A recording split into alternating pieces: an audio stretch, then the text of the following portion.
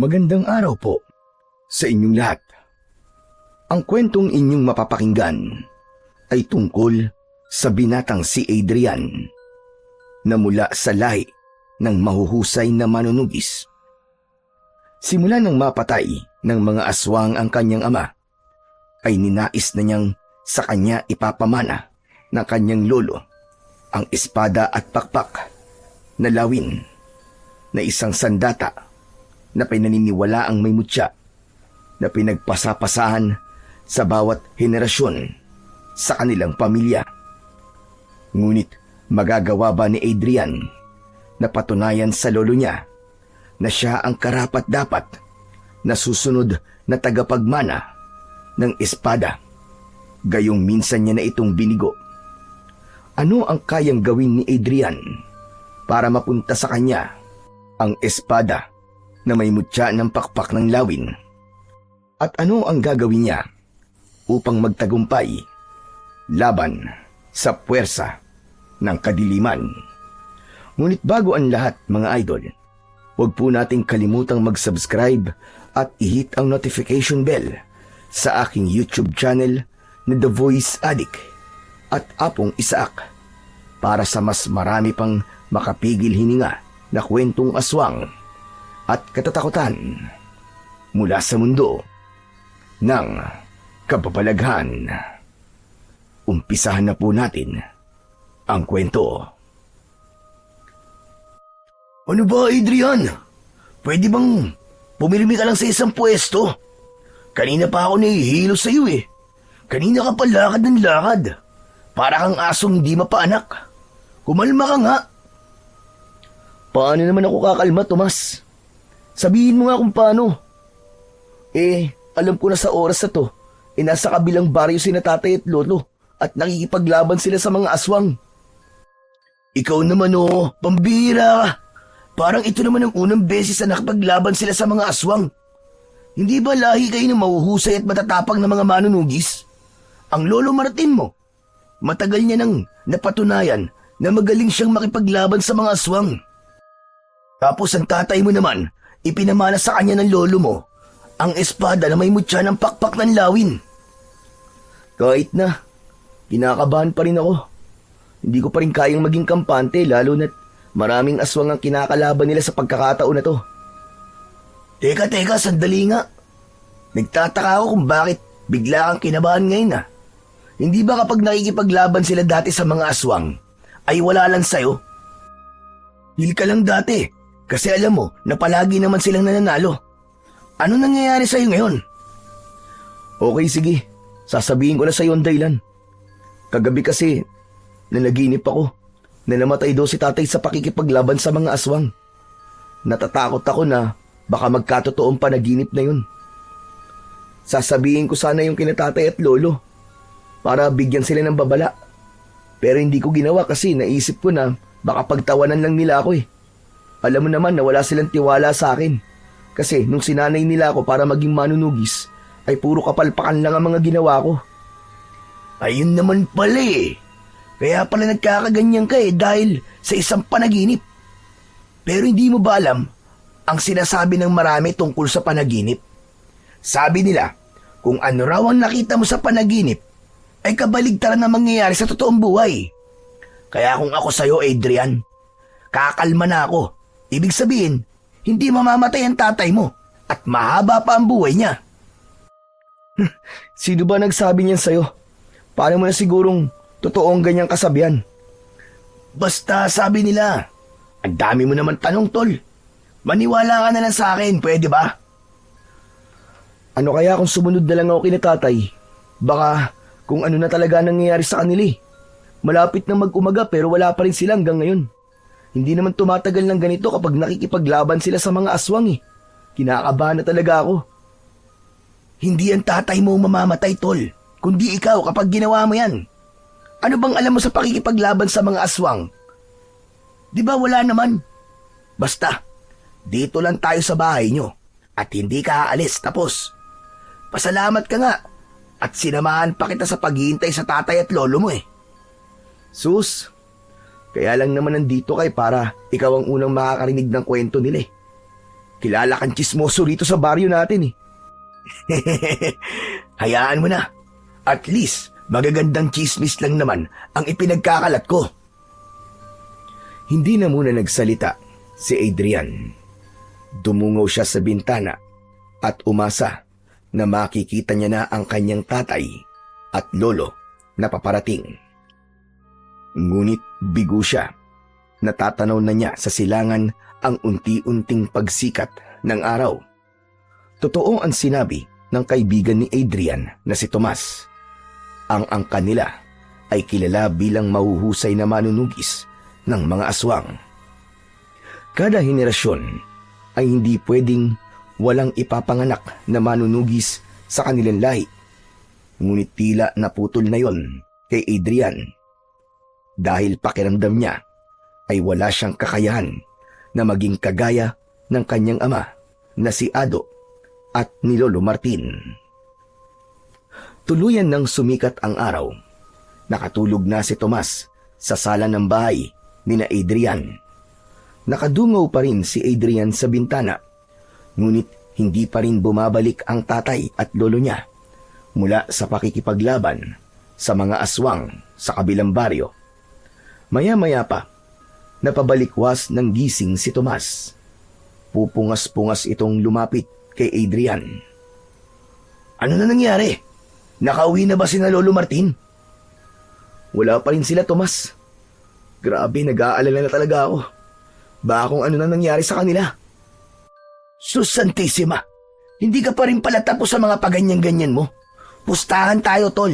Kaya wala pa sila hanggang ngayon ay nagdidiwang na ang kabilang baryo sa tagumpay ng tatay at lolo mo. Maniwala ka sa akin.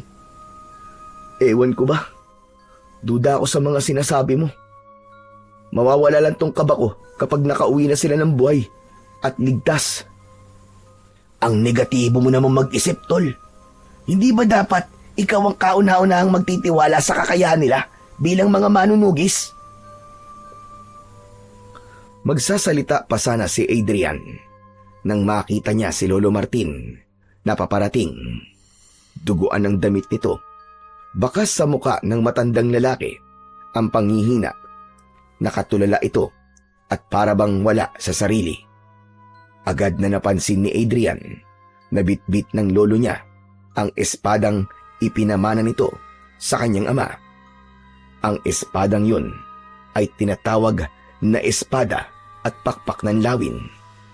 Hindi alam ni Adrian ang kasaysayan ng naturang espada dahil ayon sa kanyang lolo ay sinasabi lang yun sa mga pinamamanahan ng naturang espadang may mutya.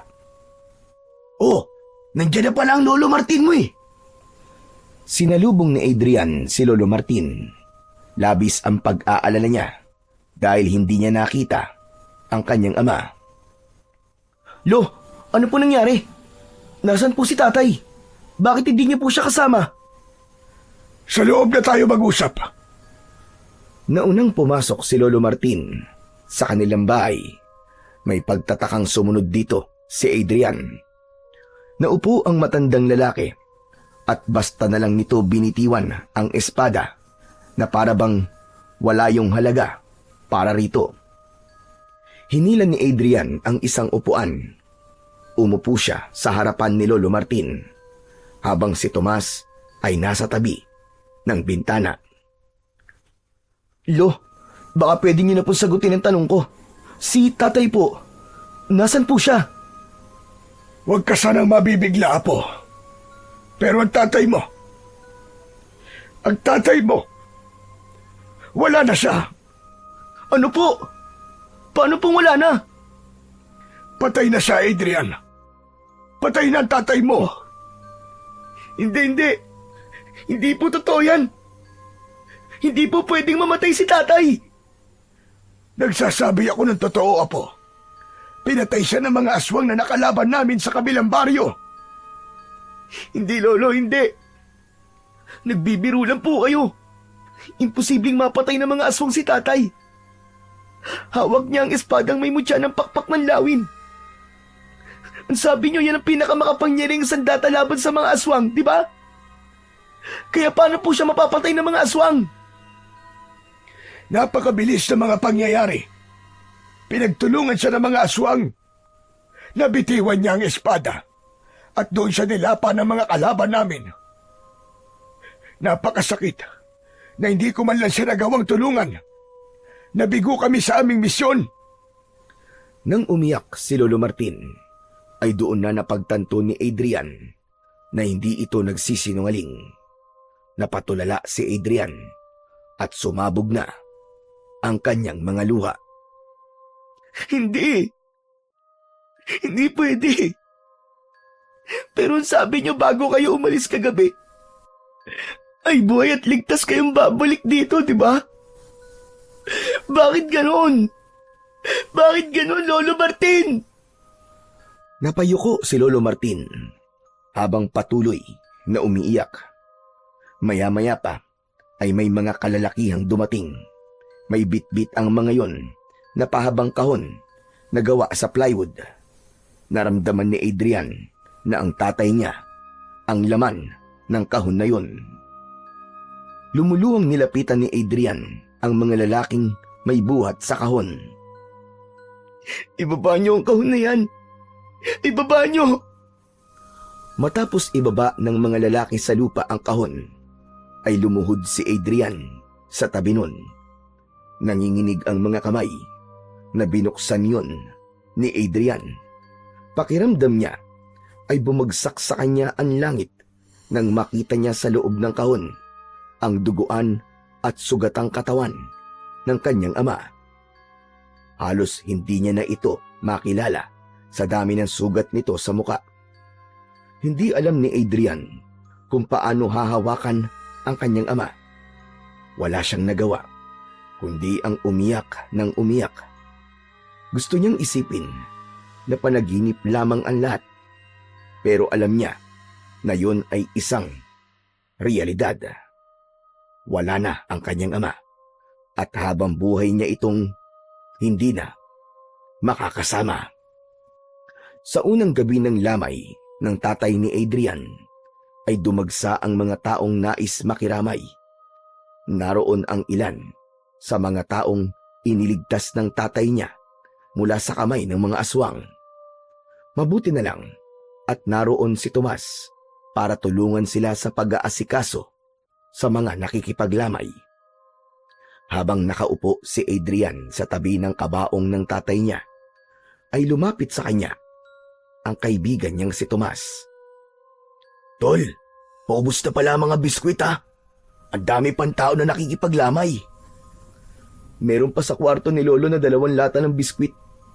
Sandalit, kukunin ko lang. Wag na, dito ka na lang at ako na lang ang kukuha. Tol, salamat ha. Salamat para saan? Sa pag-aasikaso mo sa mga tao rito. Nako, wala yun. Alam mo namang malaki ang utang na loob ko sa tatay mo, hindi ba? Nung bata pa ako, ay kinuha ako ng aswang. Ang tatay mo nagligtas sa akin, di ba? Kundi dahil sa kanya, aba, baka wala na ako ngayon dito. Napakarami talaga ng natulungan ni tatay, no? Tapos ako na nag-iisa niyang anak, ay siguradong hindi magiging kagaya niya. Ano ka ba naman, Adrian? Pambihira ka. Huwag ka magsalita ng ganyan. Bata ka pa naman eh. Hindi pa uli ang lahat para maging kagaya ka ng tatay mo. Pero kung sakaling hindi ka maging kagaya niya, paniguradong magiging magaling ka pa rin sa ibang bagay. O paano? Kukunin ko na muna yung mga biskwit ha. Sige tol, maraming salamat. Umalis na si Tomas sa tabi ni Adrian. Sinilip ni Adrian ang kanyang ama sa loob ng kabaong. Hinaplos niya ang salamin na parabang sa paraan na yun ay nahahawakan niya ang muka ng kanyang ama. Tay, hindi ko po hahayaan na mauwi sa wala ang pagkamatay niyo, Tay. Gagawin ko po ang lahat para maipagmalaki niyo ako. Kahit nasa kabilang buhay ka na. Hindi na malayan ni Adrian ang pagpatak ng kanyang mga luha. Ngunit hindi nagtagal ay umurong ang luha niya nang marinig niya ang pagsigaw ni Tomas sa labas na parabang meron itong kaaway. Nang makita niya si Lolo Martin na tumakbo papunta sa labas, ay agad niya itong sinundan. Nakita nila si Tomas na nasa harapan ng kanilang bakuran. Agad itong nilapitan ni na Adrian at Lolo Martin. Nakita nila ang ilang mga tao na nagmamadaling naglakad palayo na nahinuha ni Adrian na mga sinisigawan ni Tomas. Huwag na kayong babalik dito ha! Mga wala kayong respeto sa patay! Mga buwisit kayo! Tomas, ano't sumisigaw ka rito? Abay, lasing ka ba? Saka, bakit mo pinaalis yung mga tao na yun? Hindi ba sina Aling Mosang yun? Nakikipaglamay sila rito kanina. Sus, nandito lang naman ang mga chismosang yun para makikain ng biskwit at sopas eh. Tol, wala namang problema kung nandito sila para makikain lang eh. Saka panigurado na hindi lang pagkain kaya sila nandito. Hindi ba iniligtas ni tatay ang anak na buntis noon ni Aling Mosang mula dun sa tiktik? Sigurado ko na kaya sila nandito ay bukal sa loob nilang pakikiramay. Yun na nga tol eh. Tinulungan ng tatay mo ang anak ni Aling Mosang.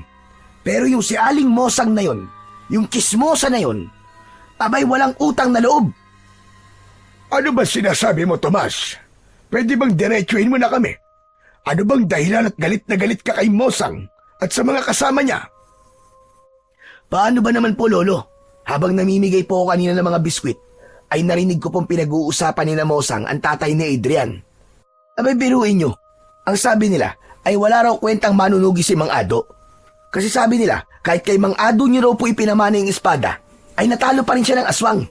At hindi lang yun, narinig ko mismo sa bibig ni Aling Mosang na sinisisi ng mga taga-kabilang baryo si Mang Ado kung bakit maraming namatay na tao ron. Umasa raw kasi ang mga tao kay Mang Ado, pero binigulang sila nito. Nababahalang tinignan ni Adrian ang kanyang lolo. Napansin niya ang galit sa muka ng matandang lalaki. Lolo, totoo po ba yun? Sinisisi ng mga tao sa kabilang baryo si tatay. Ang totoo ay ngayon lang nakarating sa akin ang sinabi ni Tomas. Hindi ko alam na sinisisi pala nila ang anak ko. Ginawa ni Ado ang lahat para maprotekta ng mga tao sa kabilang baryo. At sa kagustuhan niyang protekta ng lahat mula sa mga aswang, ay buhay niya ang naging kapalit. Isang beses lang nabigo ang tatay mo, Adrian. Isang beses lang sa napakaraming beses niyang nakapagligtas ng buhay ng iba. Tapos, ganun pa ang sasabihin nila sa anak ko. Kaya nga po, Lolo eh. Hindi po ba pwedeng ang mas maraming pagtulong at magagandang bagay na nagawa ni tatay ang alalahanin nila kaysa sa kanyang pagkamatay? Nako, marami talagang ganyang tao, Tol. Magkamali ka lang ng isang beses, burado na kagad sa utak nila ang mga kabutihang nagawa mo. Sa ngayon, isang tabi muna natin ang bagay na yan.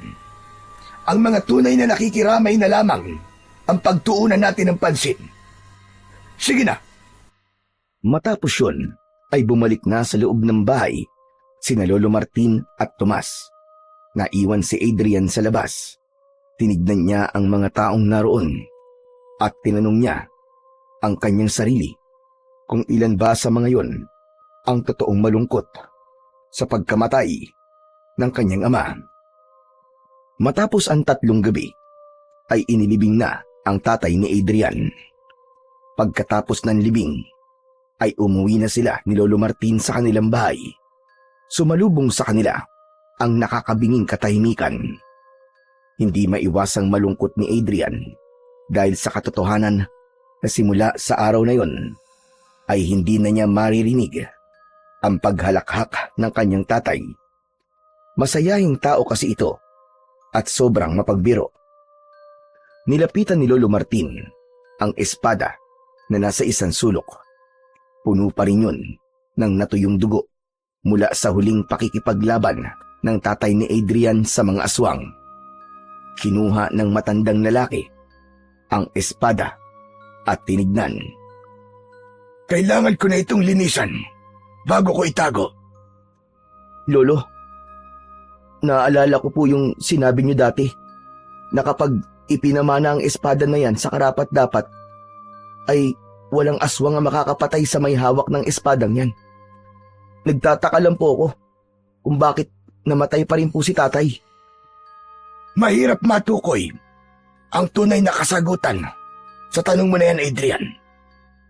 Pero kung uunawain nating mabuti ang nangyari, maaaring hindi karapat-dapat ang tatay mo sa espadang ito. Pero paano pong nangyari yun? Nag-iisang anak niyo lang po si tatay. Paanong hindi siya magiging karapat-dapat? Siya lang po ang natatanging susunod sa yapak niyo, hindi po ba? Sa totoo lang ay hindi ko rin alam. Minsan ang mga ganitong mahiwagan sandata ay mahirap unawain. Ngunit ang sabi sa akin ng tatay ko na siyang nagpamana sa akin ito noon, sa bawat henerasyon ng ating pamilya ay may isang lalaki na dapat magmanang ito. Nag-iisang anak ko nga ang ama mo, kaya sa kanya ko to ipinamana. Kaya nagtataka ako kung bakit hindi siya ang karapat-dapat. Hindi po kaya may pagkakataon na may paglaktaw na nangyayari? Halimbawa po sa isang henerasyon ay walang karapat-dapat, pero sa susunod po ay meron na. Hindi ko talaga alam, Adrian. Gaya ng sinabi ko, mahirap maunawaan ng mga mahihiwagan sandata na gaya ng espadang ito. Pero ngayong wala na po si tatay, ibig po ba sabihin ay kayo na ulit ang nagmamay-ari ng espada? Ganun na nga. Ngunit kailangan ko na itong maipamana. Matanda na ako, Adrian. Hindi na kaya ng aking katawan na gamitin at dalhin ang kapangyarihan itong taglay. Kung ganun, ipapamana niyo na po ba ang espada sa akin? Tama po ba? Adrian, ayoko makapagsalita sa ng masakit, lalo na't kakalibing pa lang ng iyong ama. Ayokong dagdagan ng sakit na nararamdaman mo ngayon. Alam mo na kung anong magiging kasagutan sa tanong mo. Nagbibiro lang naman po ako, Lolo. Alam ko naman po na hindi po ako ang karapat-dapat na maging tagapagmana ng espada na yan. Dahil wala naman po sa akin ng mga katangian para maging isang mahusay na manunugis. Kahit nga po ang tamang paghawak ng espada, ay hindi ko pa po alam. Kaya nga sana ay magkaroon ka na ng asawa. Nang sa ganun ay magkaroon ka na rin ng anak. Malay mo, ang anak mo pala ang susunod na magiging tagapagmana ng espadang ito. Pero Lolo, hindi ko po ba talaga malalaman kung ano pong kasaysayan ng espadang yan? Kahit po sana ang dahilan kung bakit po yan tinawag na espada na may mutya ng pakpak ng lawin, gusto ko pong malaman. Ikinalulungkot ko, pero hindi ko maaaring sagutin ang mga yan. Hindi ba't sinabi ko na sa noon na ang tagapagmana lamang ang pwedeng makaalam ng lahat ng tungkol sa espadang ito? Sayang naman, talagang nais ko po kasing malaman ang kwento po sa likod ng espadang yan. Sa ngayon, ay dito na natin tatapusin ang ating pag-uusap, Apo. Magpahinga ka na at alam kong ilang gabi ka na rin walang maayos sa tulog. Ako naman ay lilinisin ko muna ang espadang ito. Sige po, Lolo. Pagkatapos niyo po riyan, ay magpahinga na rin po kayo. Pumasok na si Adrian sa kwarto nila ng kanyang tatay. Sandali siyang tumayo sa gitna ng naturang silid upang pagmasdan ang mga gamit ng namayapa niyang ama. Nakasabit pa rin sa likod ng pinto ang paborito nitong jacket. Kinuha niya ang jacket at niyakap niya yon na parabang yun ang kanyang ama. Naluwa si Adrian nang mapagtanto niya na kahit isang beses ay hindi niya nagawang yakapin ang tatay niya noong buhay pa ito. Hindi rin niya nasabi rito na mahal niya ito. Masyado siyang naging kampante na marami pa siyang pagkakataon para gawin at sabihin yon. Ngunit nang biglaang nawala ang kanyang tatay, ay doon niya nalaman na totoo nga na napakaikli lamang ng buhay ng isang tao. Nang mga sumunod na araw, ay mas ginawang abala ni Adrian ang kanyang sarili upang hindi niya masyadong maramdaman ang lungkot sa pagkamatay ng kanyang ama. Kulang na nga lang ay buong araw siyang magtrabaho sa taniman ng mga gulay kung saan sila parehas na nagtatrabaho ni Tomas. Sa tuwing umuuwi kasi siya sa bahay nila at mag-isa siya sa kanyang kwarto, ay bumabaha ang alaala ng tatay niya at hindi niya maiwasan ang pag-iyak. Isang hapon, papalubog na ang araw, ngunit nagbubungkal pa rin si Adrian ng lupa sa taniman ng mga gulay. Lumapit sa kanya si Tomas na handa ng umuwi. Aba tol, ano pang ginagawa mo dyan? Oras na ng pag-uwi ah. Tapos na ang oras ng trabaho natin. Ipapaalala ko lang sa'yo na wala nang dagdag na bayad yung pag-o-overtime mo na yan. Mauna ka nang umuwi, Tomas. Mamaya pa ako. Tatapusin ko lang tong isang hilera ng taniman ng pechay para bukas ay pwede na tong taniman ng binhi. Nagtaka si Adrian nang kinuha ni Tomas ang isa pang piko at nagsimula na rin itong magbungkal ng lupa. Oh, anong ginagawa mo? Akala ko ba uuwi ka na? Mamaya na, tutulungan na kitang tapusin to para makauwi ka na rin. Tomas, hindi mo ako naiintindihan eh.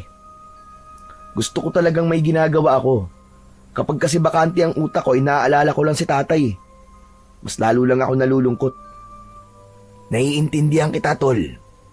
Ganyan din ako nung namatay si nanay. Ginagawa kong abalan sarili ko para takasan ng lungkot. Pero alam mo ba, na mali pa lang ganun. Mali na takasan mo ang kalungkutan. Kailangan mo tong harapin para mas madali mo matanggap ang masakit na pinagdadaanan mo.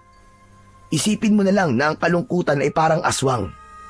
Hindi mo to mapapatay kung hindi mo to haharapin.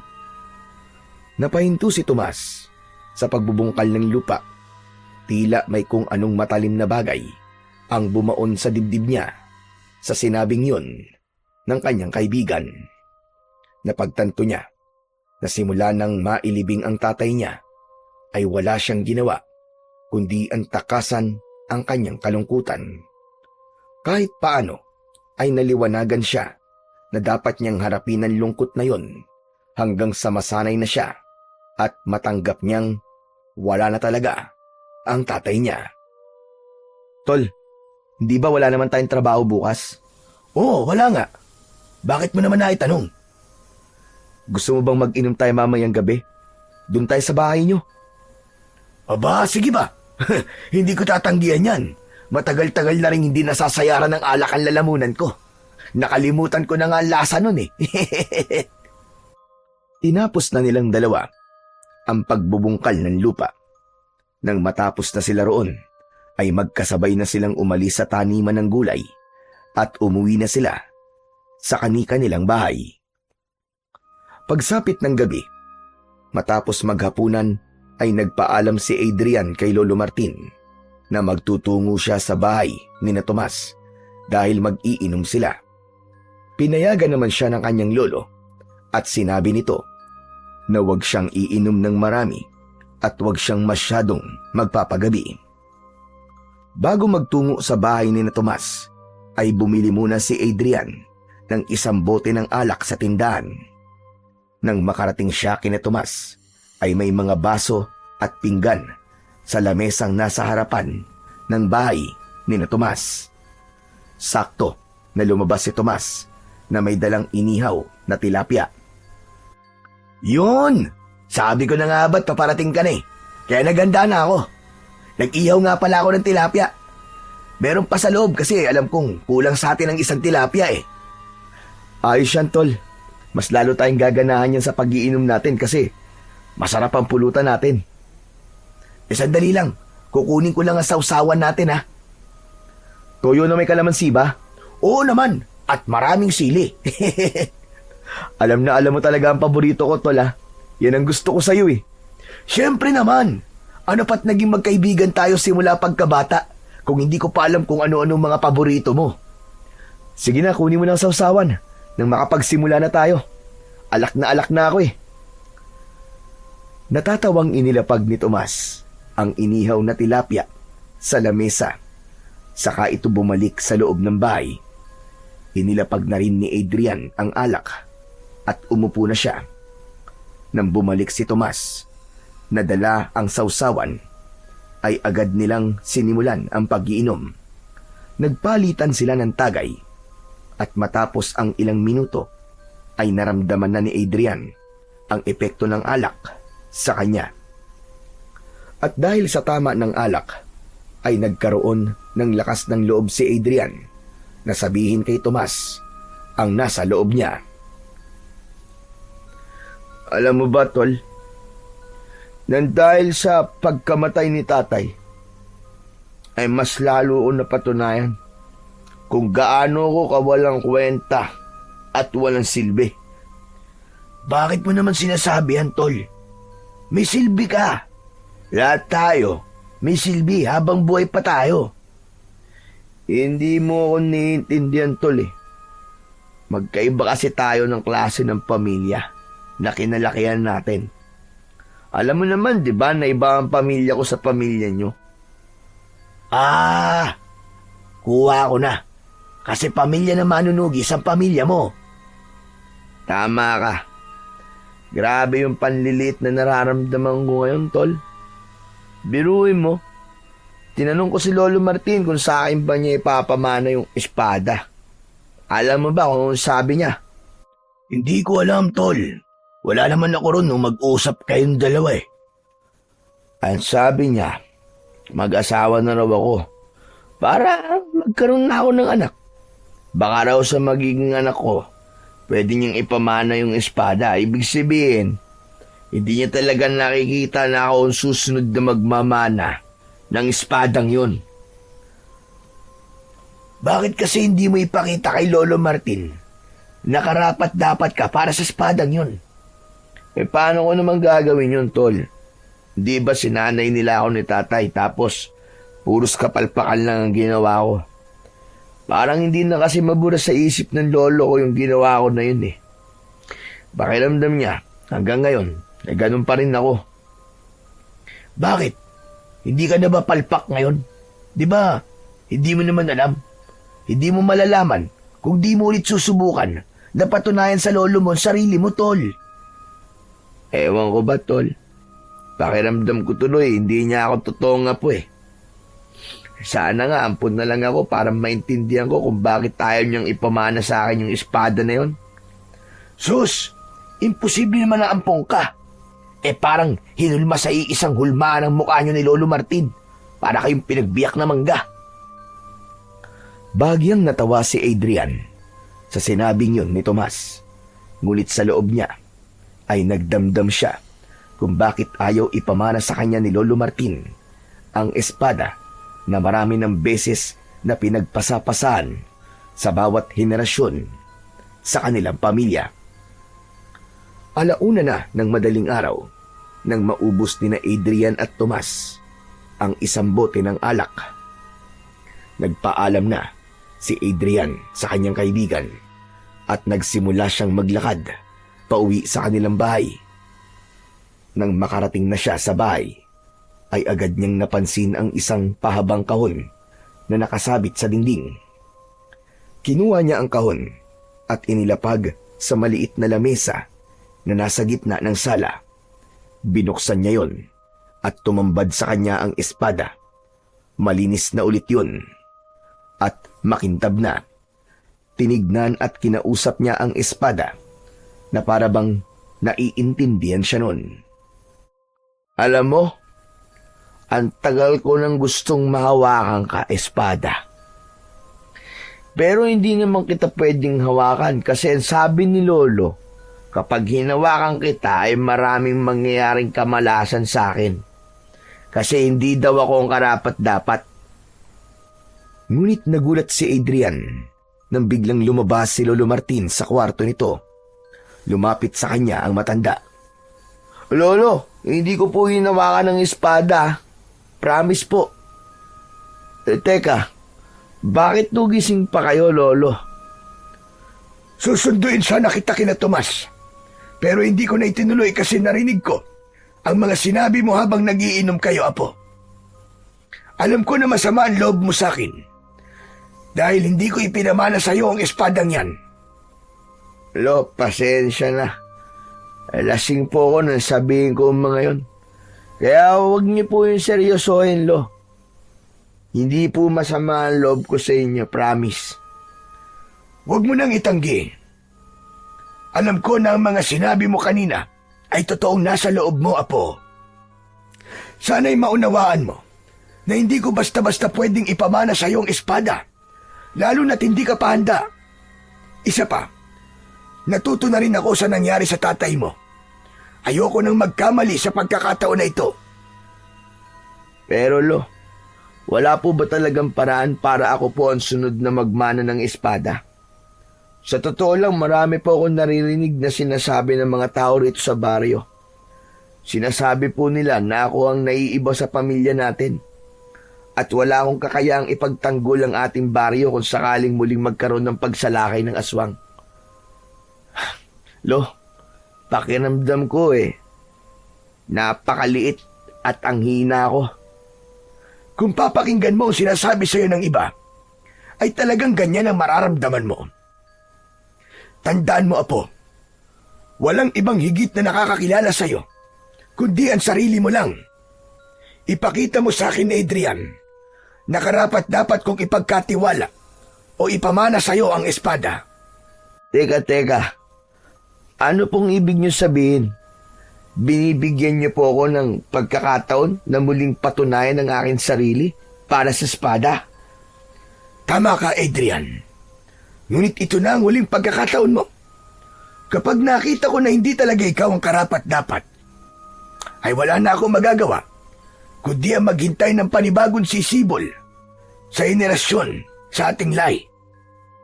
Maraming salamat po, Lolo. Hayaan niyo po at hindi ko sasayangin ang pagkakataong ibinigay niyo sa akin. Ipapakita ko po sa inyo na karapat-dapat po ako magmana ng inyong espada. Huwag mong sabihin, Adrian, kundi gawin mo. Magtitiwala ulit ako sa iyo. At sana, hindi ito usapan lasing. Oo, Polo. Naiintindihan ko po kayo.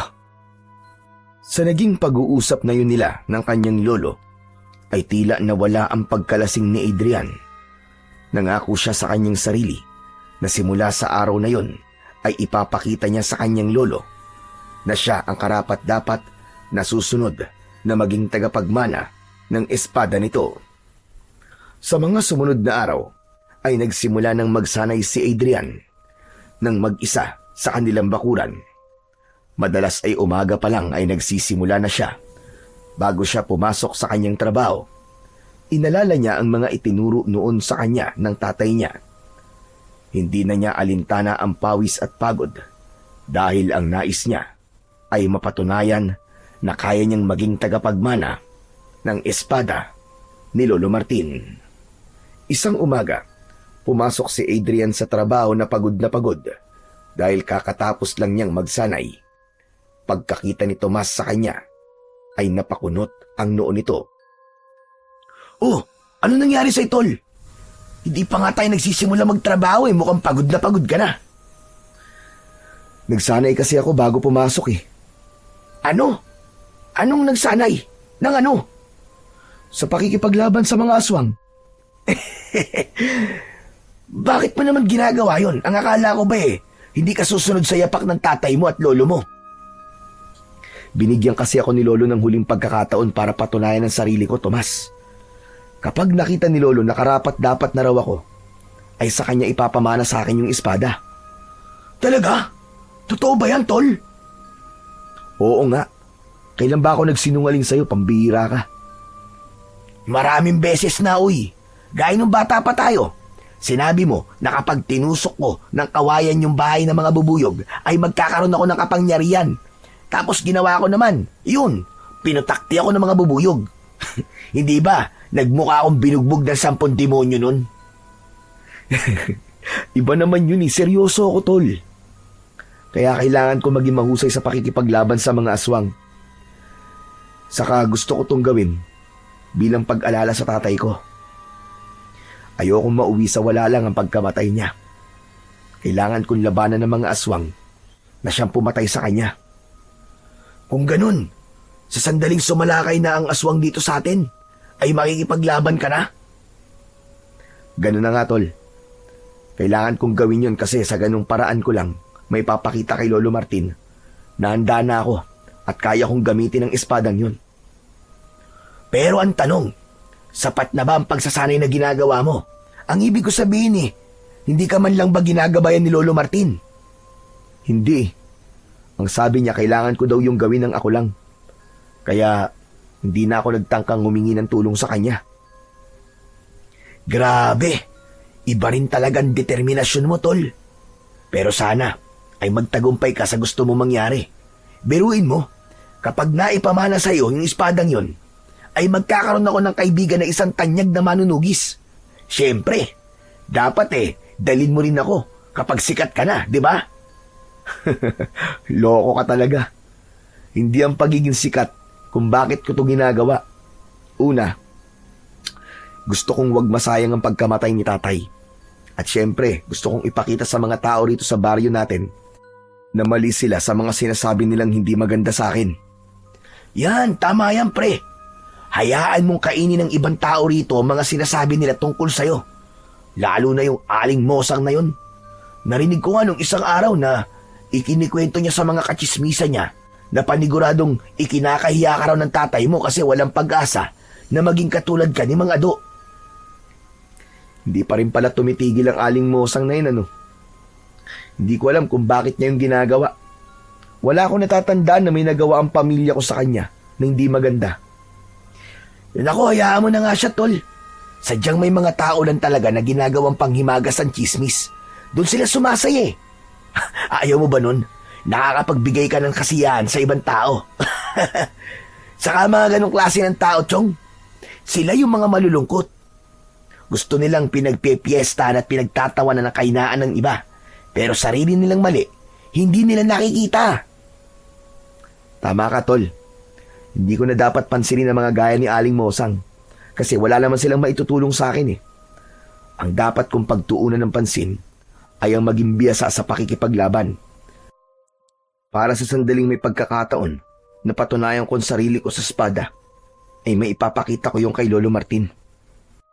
Nang dahil sa pakikipag-usap ni Adrian kay Tomas, ay nadagdagan ang tiwala niya sa kanyang sarili at mas lumakas ang kanyang loob na magtatagumpay siya sa bagay na nais niyang maabot.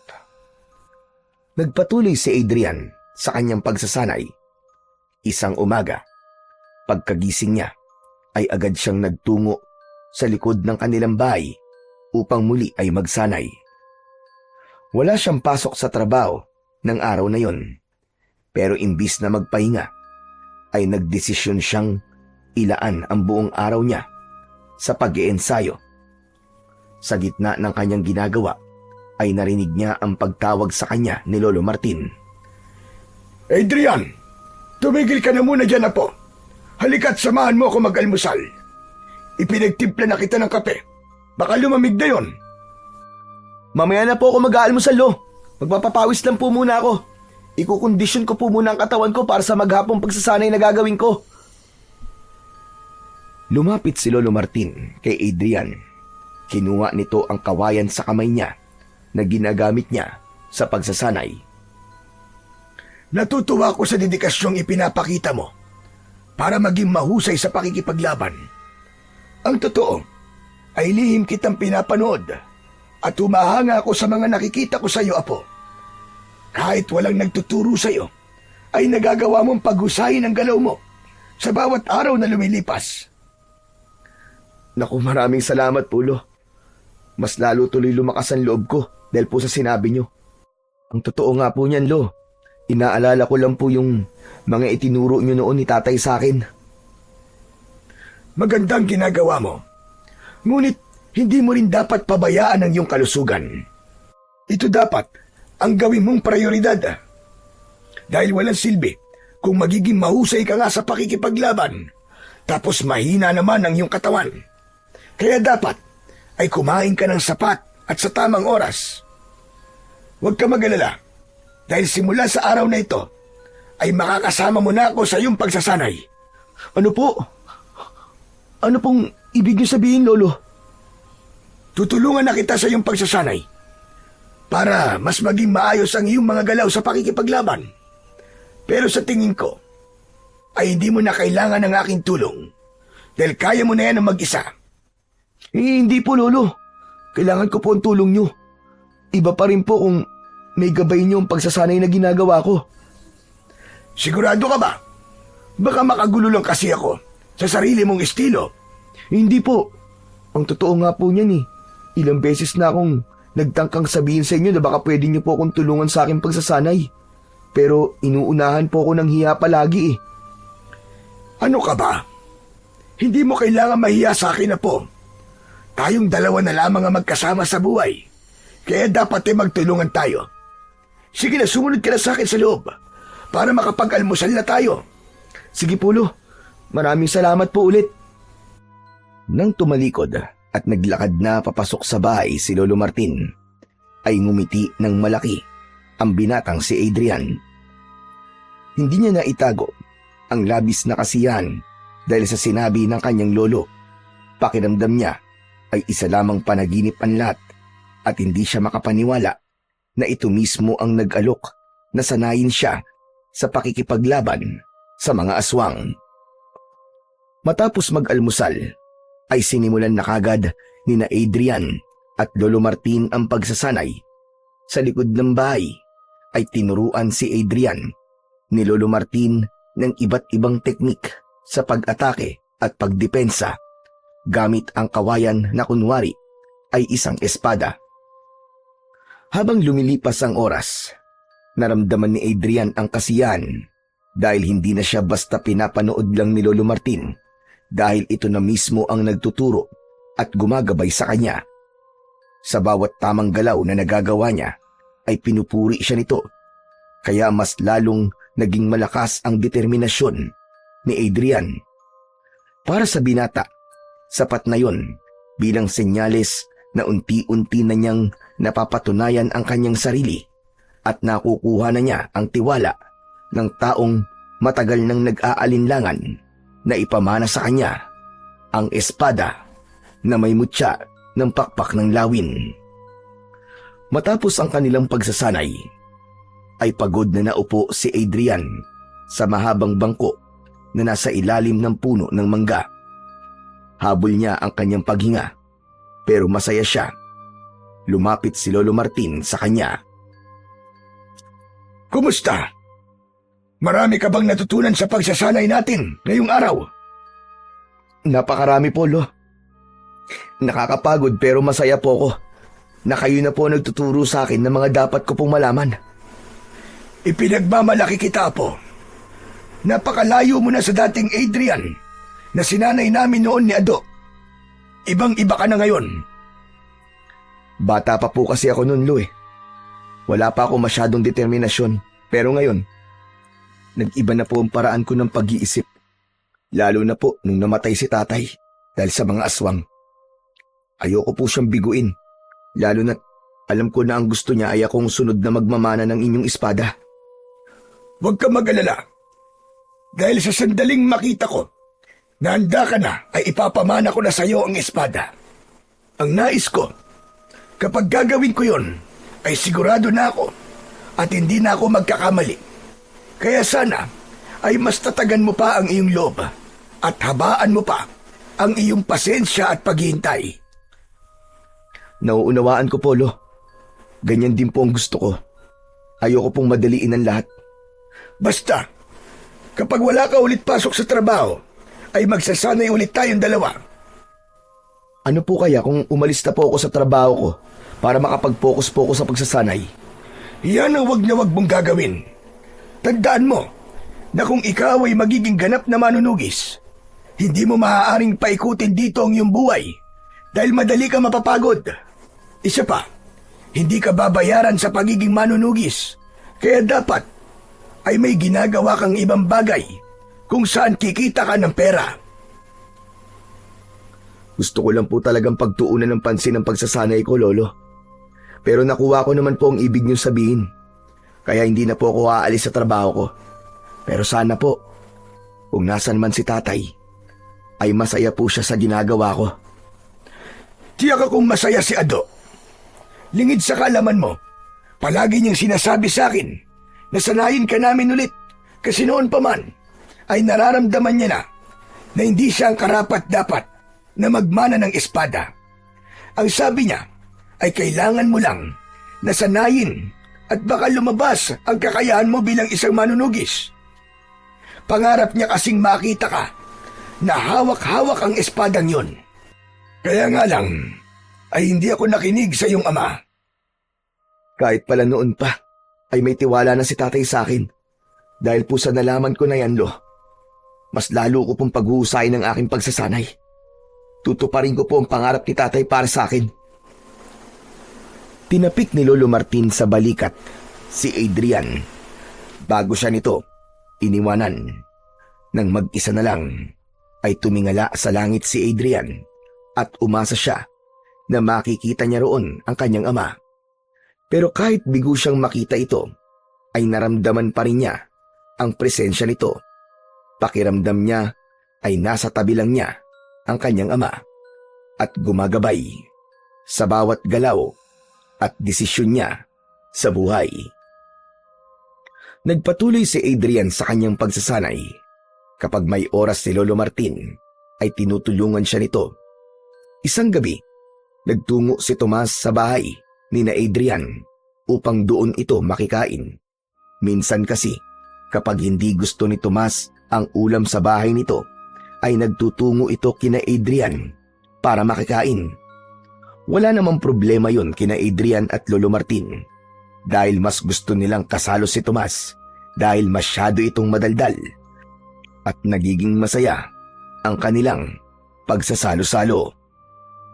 Lolo Martin, matagal-tagal na pong walang sumasalakay na aswang dito sa baryo natin, no? Bakit? Gusto mo bang magkaroon? Hindi naman po. Siyempre, ayoko. Ang gusto ko lang pong sabihin talagang napatunayan niyo na sa lahat na kayo ay isang mahusay na manunugis. Kita niyo naman, takot na pong bumalik ang mga aswang dito sa ating lugar. Kasi alam nila na nandito kayo. Duda ako sa sinabi mo na yan, Tomas. May pakiramdam ako na anumang sandali ay sasalakay dito ang grupo ng mga aswang na pinamumunuan ni Gubaton. Ano po, Lo? Sino pong Gubaton? Si Gubaton ang pinuno ng mga aswang na kinalaban namin ng iyong ama sa kabilang baryo kung saan siya nasawi. Alam nyo, matagal ko nang nais na patayin si Gubaton dahil sa kakayahan niyang gawing aswang ang isang tao. Ginagawa niya yon upang hindi maubos ang kanyang mga alagad. Naniniwala ako na kapag wala na si Gubaton, ay doon ko lang masasabi na ligtas na ang ating baryo at iba pang mga lugar sa banta ng mga aswang. Talaga po bang malakas si Gubaton at hindi niyo siya napatay? Malakas siya kung ikukumpara sa ibang pangkaraniwang aswang. Ngunit kaya siyang patayin ng aking espada. Kung ganun, bakit hindi niyo pa po siya patayin? Pasensya na, pero hindi ko masasagot ang tanong mo na yan.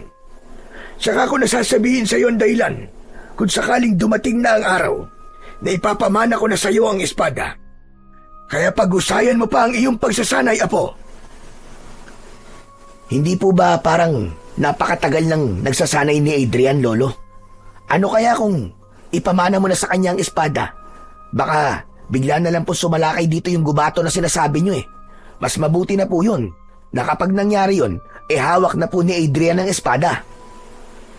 Hindi porke nagsasanay na si Adrian, ay karapat-dapat na siya para sa espada. Bilang kasalukuyang tagapangalaga ng espada at pakpak ng lawin, ay ako makakakita at makakaramdam kung kailan ko na pwedeng ipamana ang espada na yun kay Adrian. Walang magandang maidudulot ang pagmamadali na yan.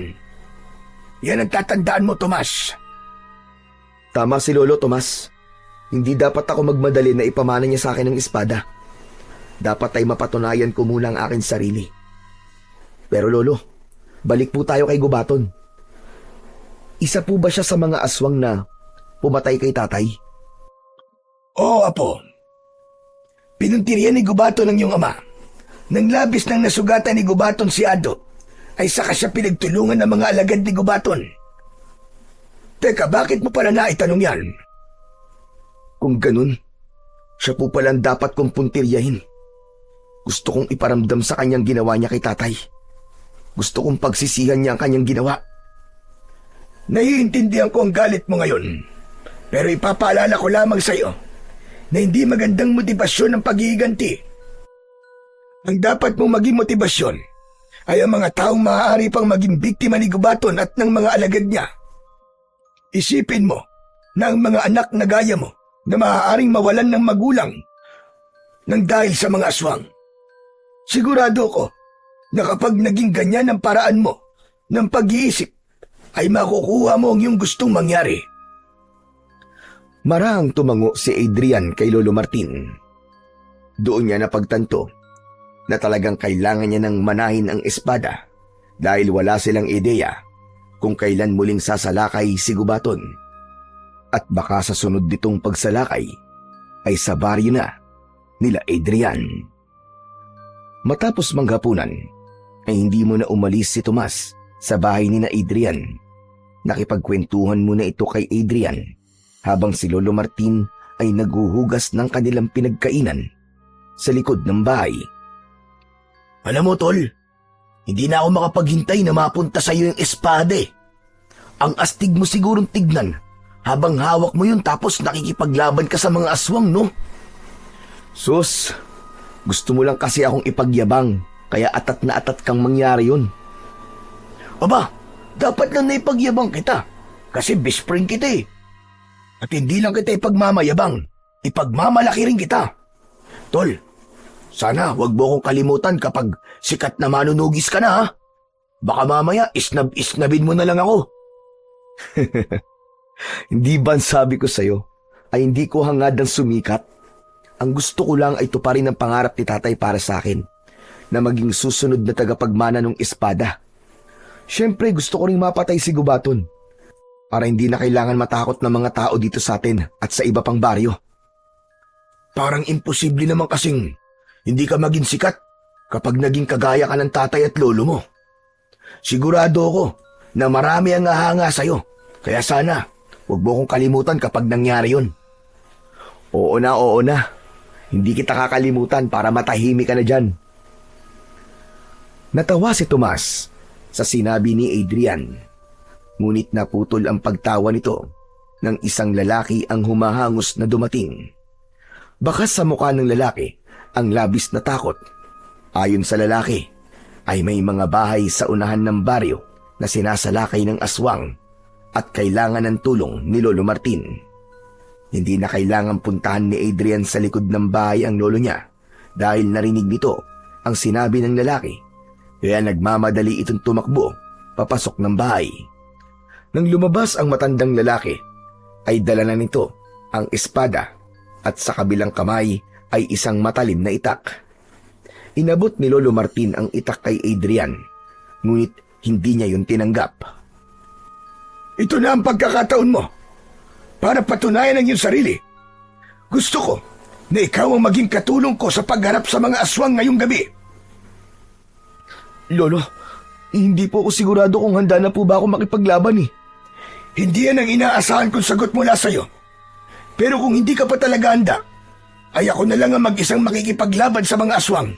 Sige na, pumasok na kayo sa loob at wag muna kayong lalabas. Inilapag ni Lolo Martin ang itak sa mahabang upuan at saka ito tumakbo ng mabilis. Dala ang espada na may mutya ng pakpak ng lawin. Tol, anong ginawa mo? Bakit hindi mo tutulungan ng lolo mo? Hindi ko kasi alam kung kaya ko nang humarap at makipaglaban sa mga aswang eh. Ano pa't nagsasanay ka araw-araw, di ba? Halos 1 buwan ka na nagsasanay para sa kaalaman mo. Saka, hindi ba, ikaw na mismo nagsabi sa akin na iniintay mo ang pagkakataon na to? Paano kung ito na ang huling pagkakataon na ibibigay sa'yo ng lolo mo? Sige nga, paano kung maisip niya na hindi talaga ikaw ang karapat-dapat na susunod na magmamana ng kanyang espada kasi hindi mo siya tinulungan ngayong gabi? Sandaling natigilan si Adrian at tinignan niya ang itak. Nanginginig ang buong katawan niya dahil samot-saring emosyon ang kanyang nararamdaman. Tama ka, Tol. Baka nga kapag wala akong ginawa ngayong gabi ay magdesisyon si Lolo na wag nang ipamana sa akin ng espada. Natatakot ako, pero kailangan ko makipaglaban sa mga aswang. Hindi ko pwedeng hayaang mahirapan si Lolo na mag-isang lumaban sa mga aswang. Yan, ganyan nga. Ano pang ginagawa mo rito? Kunin mo na ang itak at sundan mo na ang lolo mo. Bilisan mo! Hindi na nagsalita si Adrian. Dinampot niya ang itak at saka tumakbo papunta sa direksyong pinuntahan ng kanyang lolo. Malayo pa lang ay dinig na dinig niya ang sigawan ng mga taong inaatake ng mga aswang. Nang makarating siya sa unahang bahagi ng baryo, ay nakita niya si Lolo Martin na nakikipaglaban sa mga aswang. May ilang kalalakihan naman na tumutulong dito. Dapat lang natulungan ko si Lolo sa pakikipaglaban. Ang ibang tao nga tinutulungan siya. Dapat ako rin, na apo niya. Tumakbo si Adrian papalapit kay Lolo Martin. Nagulat ang matanda nang makita siya. Adrian, apo! Anong ginagawa mo rito? Akala ko ba hindi ka pa handang makipaglaban? Lo, naisip ko po na tama kayo ni Tomas. Pagkakataon ko na po to para ipakita sa inyo na karapat-dapat akong sumunod sa inyong yapak. Mabuti naman at natauhan ka na. Pero mag-iingat ka, apo. Mababangi sa mga aswang na ito. Mabilis ang mga aswang at sabay-sabay sumugod ang mga yun. Naghiwalay sina Adrian at Lolo Martin. Isang aswang ang umatake kay Adrian. Agad siyang nakaramdam ng takot at halos mabitiwan niya ang kanyang hawak na itak. Nakaiwas siya nang muntik na siyang sunggaban nito. Tinaga niya ang aswang sa dibdib na naging sanhi para malakas siyang mapahiyaw. Sa pag-ikot ng mga mata ni Adrian, ay nakita niya si Lolo Martin na pinagtutulungan ng 3 aswang. Sinunggaban ito ng isang aswang, kaya natumba ito at kumawala sa kamay nito ang espada. Sabay-sabay na sinunggaban ng 3 aswang si Lolo Martin. Pakiramdam ni Adrian ay dinidurog ang puso niya sa malakas na sigaw ng matanda. Sumugod si Adrian sa 3 aswang at buong lakas niyang isinaksak ang itak sa likod ng isang aswang. Bumagsak ang naturang aswang. Ang isang aswang naman ay umatake sa kanya. Iniwasan niya ito sabay taga sa leeg, habang ang natitirang aswang ay tila natakot sa kanya at tumakbo palayo.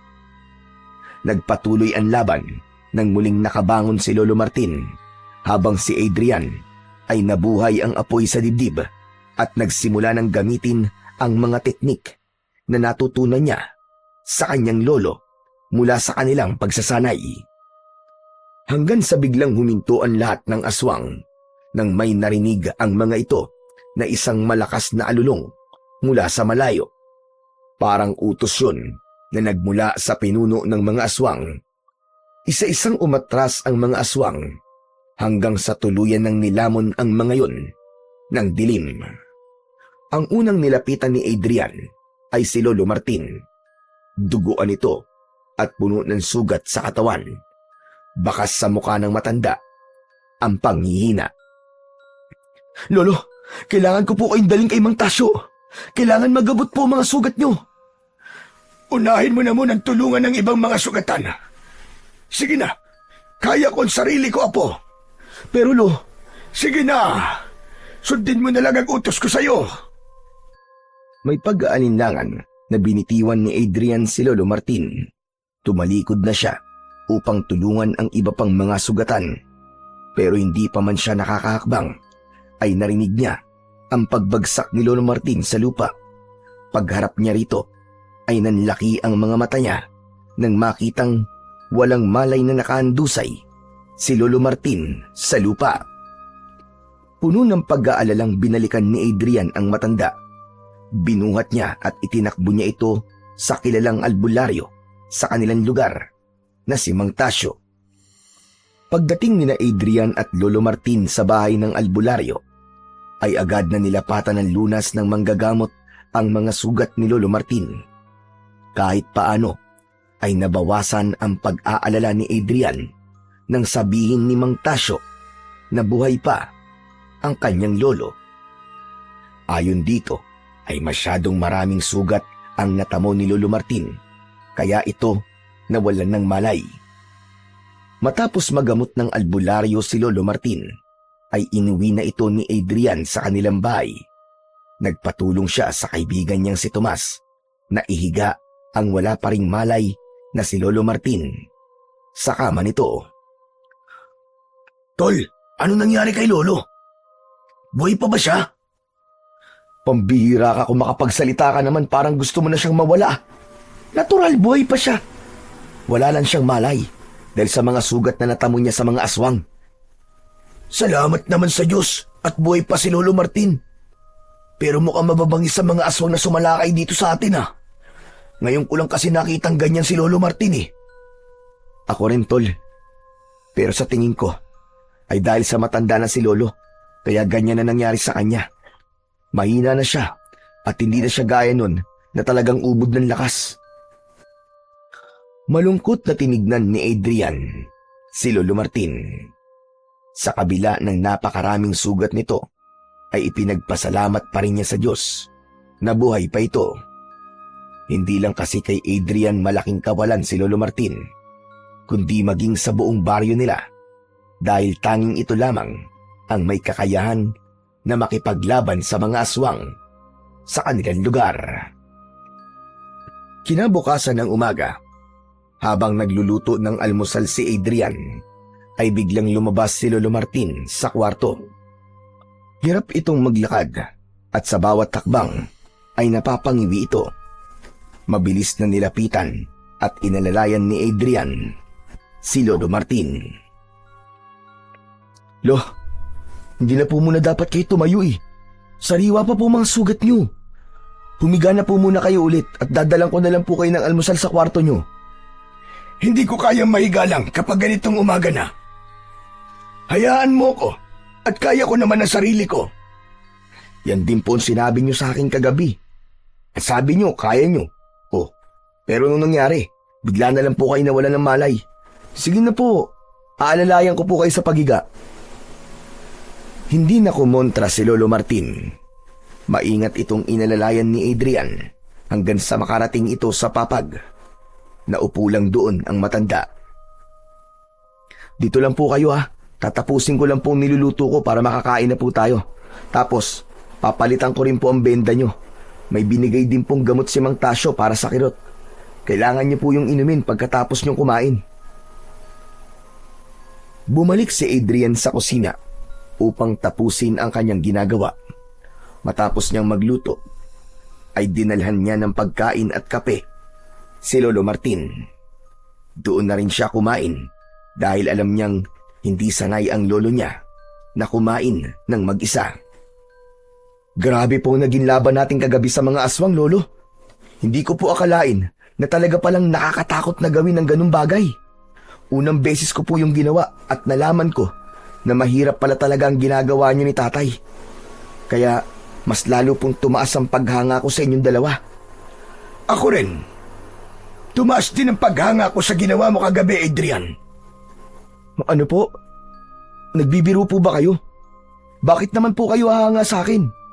Hindi ko nga po naubos yung mga aswang Hindi importante na maubos mo sila o hindi. Ang pakikipaglaban mo sa kabila ng iyong takot ay isang bagay na kahanga-hanga. Hindi lahat ng tao ay kayang gawin ang ginawa mo. Isa pa, Adrian, utang ko sa iyo ang aking buhay.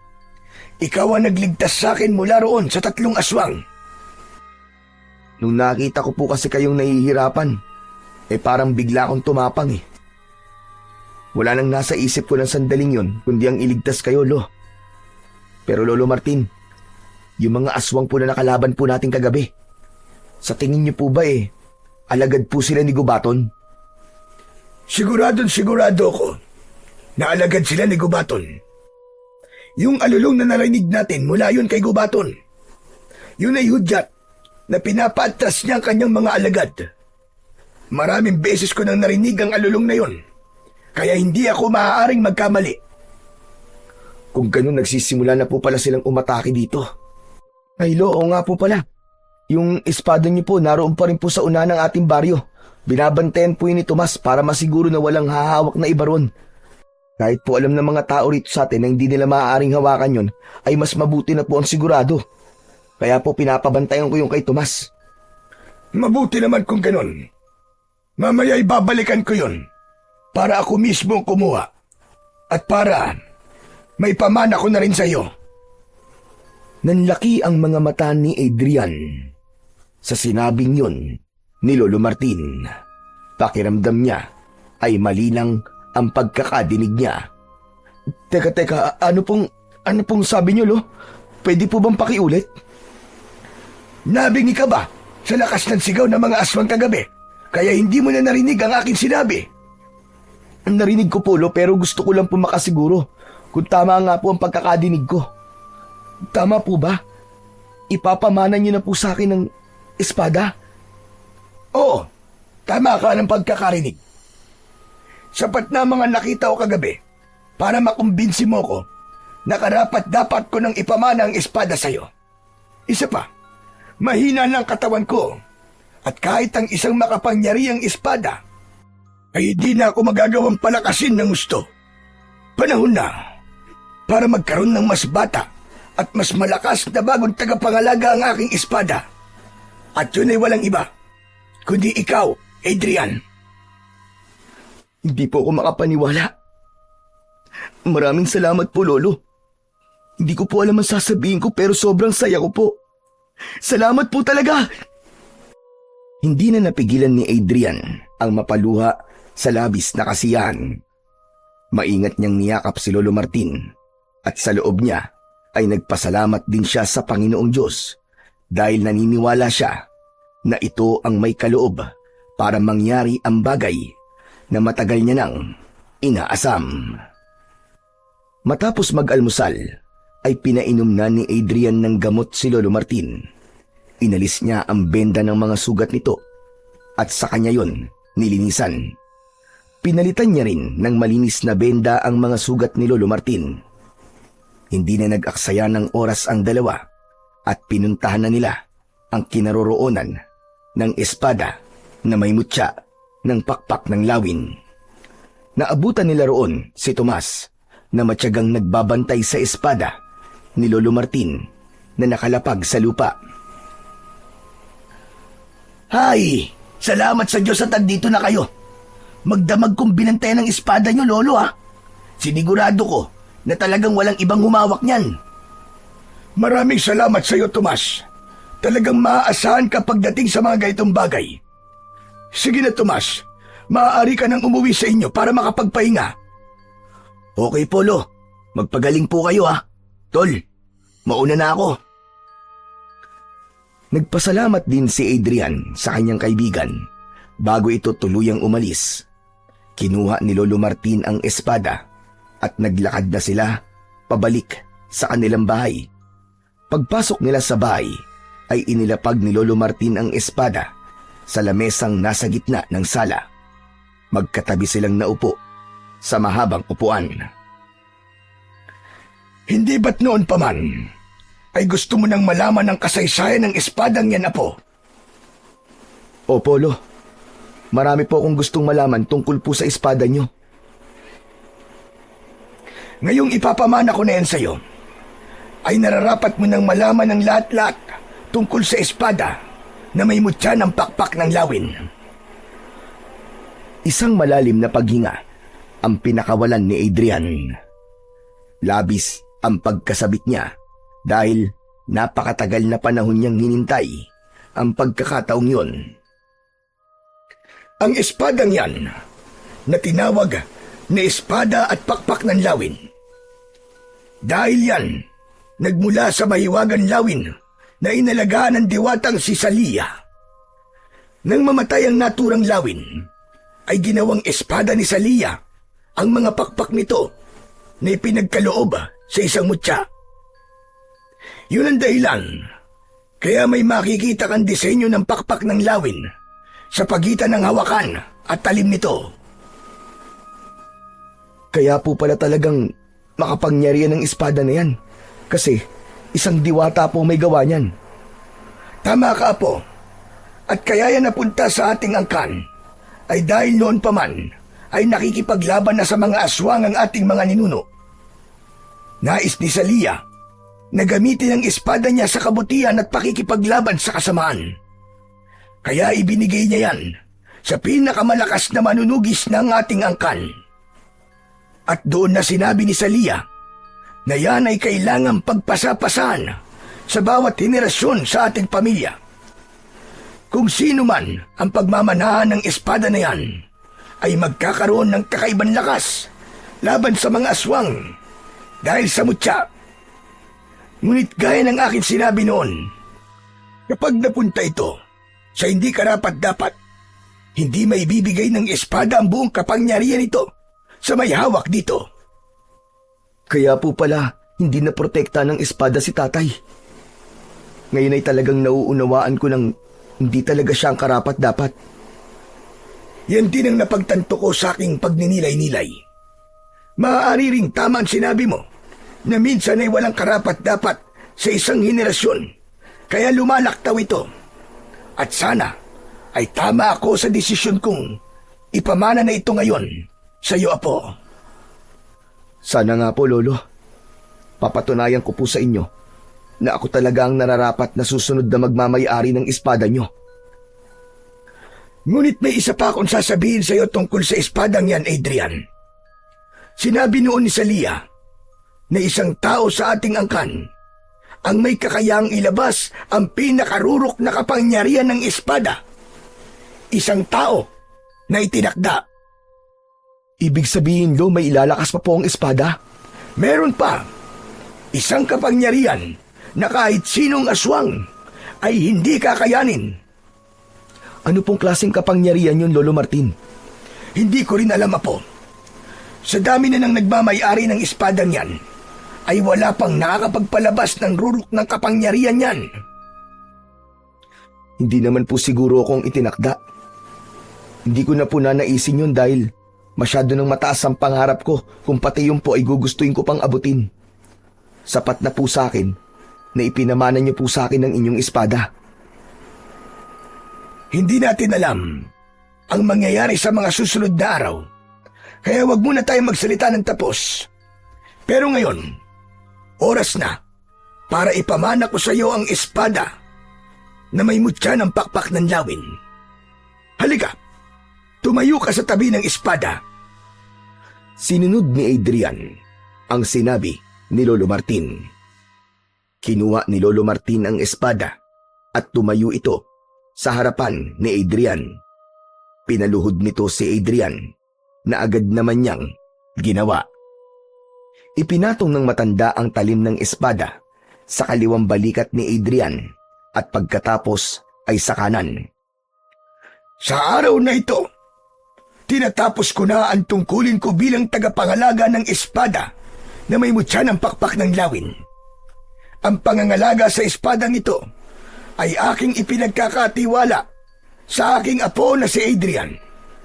Naniniwala ako na siya ay karapat-dapat dahil sa kanyang tapang at malinis na puso.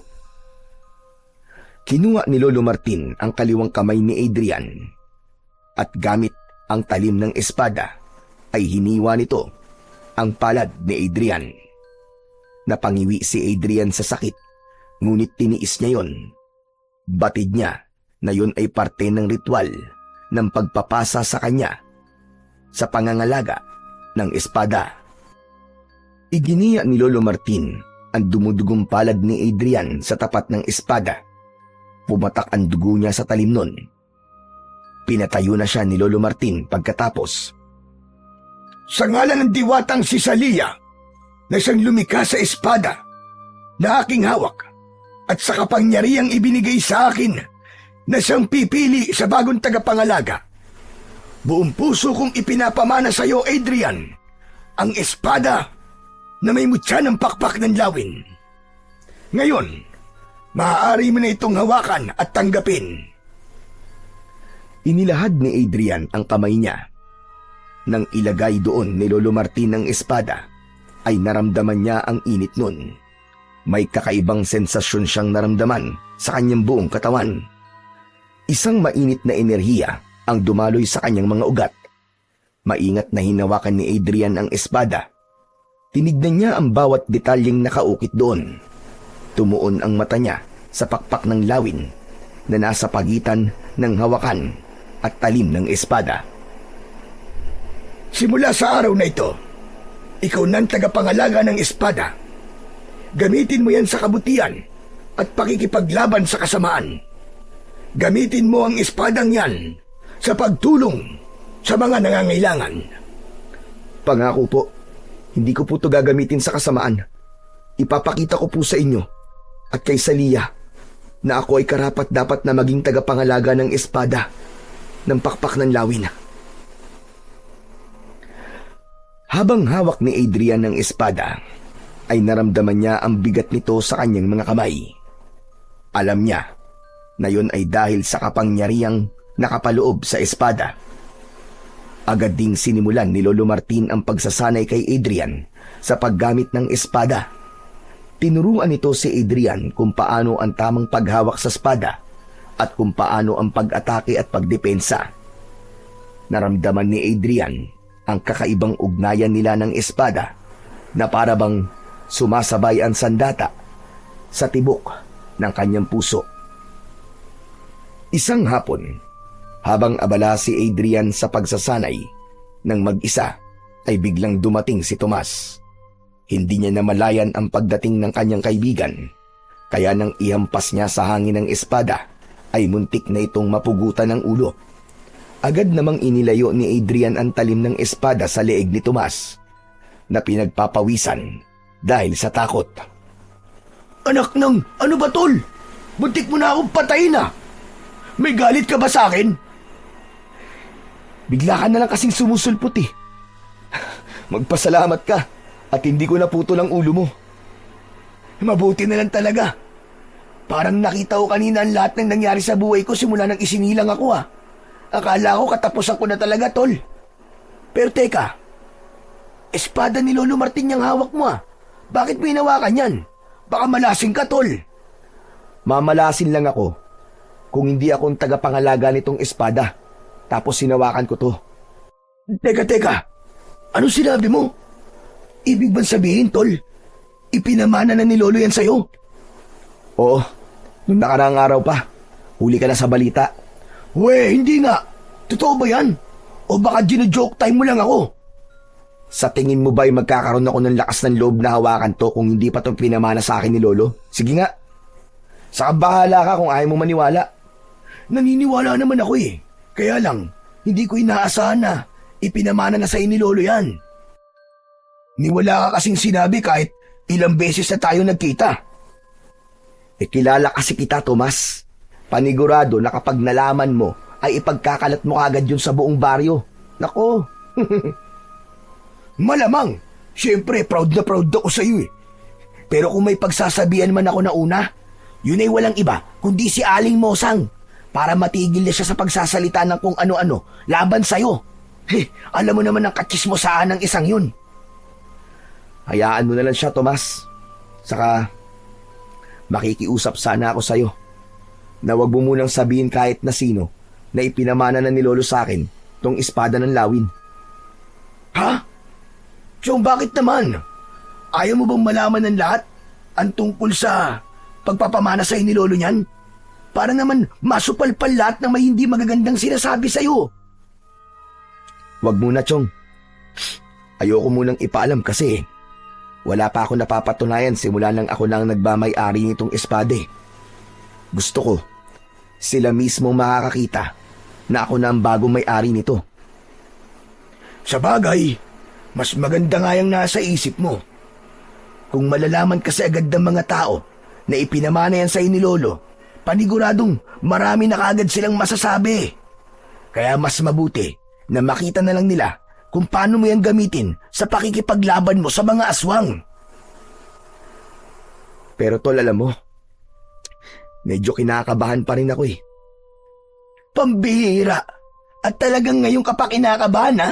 Kung kailan nasa'yo na ang espadang makapangyarihan na yan? Kasi may pakiramdam ako na sa susunod na pag-atake ng mga aswang ay makakaharap ko na ang pinuno nila na si Gubaton. Kung sakali, yun ang unang beses na magkakaharap kami. Hindi ko pa alam kung anong klase siyang aswang at kung gaano talaga siya kalakas. Nako, huwag ka nang kabahan. Sigurado ko na kahit gaano pa kalakas ang gubato na yon, ay kayang-kaya mo siyang durugin. Wala siyang binatbat sa'yo. Lalo na ngayong nasa iyo na ang espada ng pakpak ng lawin. Basta, kapag umatake ang gubato na yun dito, hindi pwedeng hindi ako manonood ha. Gusto kong makita kung gaano ka kaastig makipaglaban. Ano, best friend? Kaya kaibigan kita eh. Napakalaki ng tiwala mo sa akin. Salamat best friend ha. Kasi ikaw talaga ang palagi nagbibigay sa akin ng lakas ng loob. Lalo na sa mga panahon na pinanghihinaan ako at maliit ang tingin ko sa sarili ko.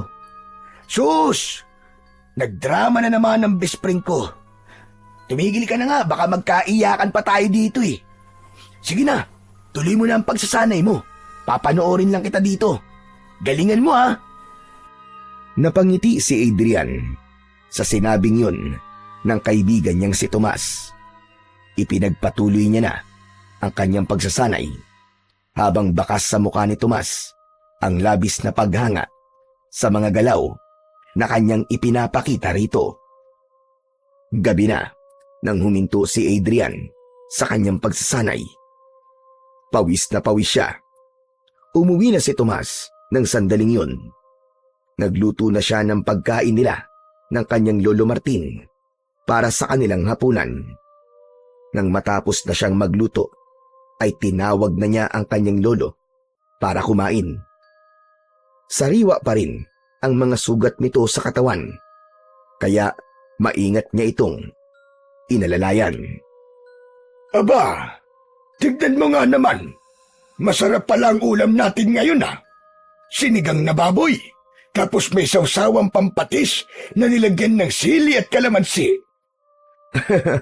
Tama po kayo. Alam ko po kasi na paborito niyo yan, Lo eh. Saka maganda rin po na makahigop po kayo ng mainit na sabaw, lalo na't medyo nilalagnat kayo ngayon dahil po sa mga sugat niyo. Maraming salamat Apo. O ano? Kumusta pala ang pagsasanay mo? Maayos naman po, Lolo Martin. Sanay na po akong gamitin ng espada.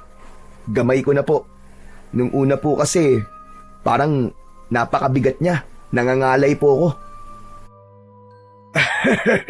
Huwag kang mag-alala. Ganyan din ako. Nung unang beses kong ginamit ang espada na yon. Napakabigat niya. Pero hindi nagtagal, ay nasanay din ako.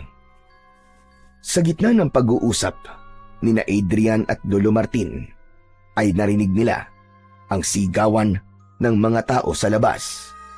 Wari hinahabol ang mga ito. Agad na nilukob ng labis na pagkabahala at takot si Adrian, at ang unang pumasok sa utak niya ay muli na namang sumasalakay ang mga aswang sa kanilang baryo upang mambiktima o pumatay ng mga tao. Nanlalaki ang mga matang tumingin si Adrian sa kanyang Lolo Martin na noon ay nakatingin lamang sa kanya. Lolo, ang mga aswang, sumasalakay na naman po sila. Alam mo na kung anong dapat mong gawin. Lumabas ka na at gamitin mo ang espada ng pakpak ng lawin sa iyong pakikipaglaban. Opo, Lo. Gagawin ko na po kagad. Pero Lo, huwag po kayo lumabas dito ah. Ako na pong bahala sa mga aswang na yun. Hayaan nyo na lang po ako na ako ang lumaban sa kanila. Hindi nyo pa po kayang makipaglaban sa ngayon, lalo na't mahina pa po kayo at sariwa pa po ang mga sugat nyo. Huwag po kayong lalabas dito, Lo, kahit ano po mangyari. Sige, Apo. Malaki ang tiwala ko sa iyo. Ipakita mo sa lahat ng mga aswang at mga tao rito na hindi ako nagkamali sa iyo, na ipinamana ko sa iyo ang aking espada. Puno ng kumpiyansang tumango si Adrian sa kanyang Lolo Martin. Kinuha na niya ang espada ng lawin at saka siya lumabas ng kanilang bahay. Sumalubong sa kanya ang kaguluhang nangyayari sa kanilang baryo, gawa ng mga aswang. Nakita niya ang napakaraming aswang na ang mga mata ay kumikislap sa dilim na akala mo ay bolang apoy. Halatang gutom na gutom at uhaw na uhaw ang mga yon sa laman at dugo ng tao. Hoy! Mga diablong buwang kayo! Ang papangit yung mga aswang kayo! Ako ang harapin nyo! At huwag ang mga walang kalaban-laban sa inyo! Sa akin nyo ipakita ang bangis nyo! Sige! Lusob! Sa lakas ng boses na yun ni Adrian, nakuha niya ang atensyon ng mga aswang.